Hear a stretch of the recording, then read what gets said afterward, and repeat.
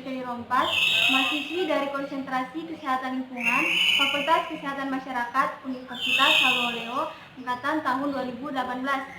Baik, di sini saya akan membahas salah satu jurnal yang berjudul Analisis Cemaran Bakteri Coliform pada saus tomat jajanan bakso tusuk yang beredar di Manado. Baik, pada bagian pendahuluan dijelaskan bahwa makanan diperlukan untuk kehidupan karena makanan merupakan salah satu kebutuhan pokok bagi manusia. Akan tetapi, makanan juga sering terkontaminasi oleh kontaminan kimia dan kontaminan biologi. Salah satu kontaminan biologi yang paling sering dijumpai pada makanan adalah bakteri golongan coliform, yaitu Escherichia coli. Escherichia coli berasal dari tinja manusia dan hewan, tertular ke dalam makanan karena perilaku penjamah yang tidak higienis, pencucian peralatan yang tidak bersih, kesehatan para pengolah dan penjamah makanan, serta penggunaan air pencuci yang mengandung coliform, E. coli, dan Faisal coliform. Saus tomat sering disajikan sebagai pelengkap berbagai macam makanan lainnya. Contohnya itu jajanan bakso tusuk yang sering dikonsumsi oleh anak sekolah maupun orang dewasa. Namun perlu dipertanyakan kebersihan dari makanan tersebut, mengingat cara pembuatan dan penjualan makanan ini rentan terhadap kontaminan bakteri yang dapat membahayakan kesehatan. Oleh karena itu, perlu dilakukan penelitian untuk mengetahui total mikroba dan ada tidaknya bakteri E. coli pada saus tomat jajanan bakso tusuk yang beredar di Manado.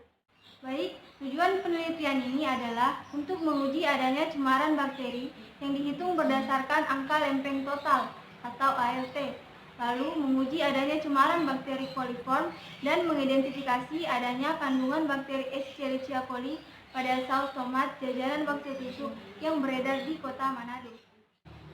Alat yang digunakan dalam penelitian ini yaitu yang pertama, laminar air flow, yang kedua, Memer model 200 inkubator, selanjutnya mikroskop Olympus, lemari pendingin, dan juga spiritus.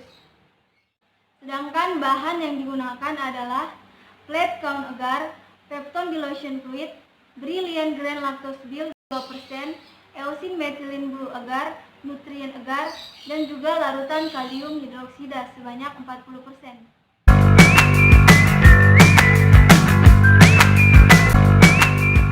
Baik, selanjutnya yaitu prosedur kerja. Yang pertama itu pengambilan sampel.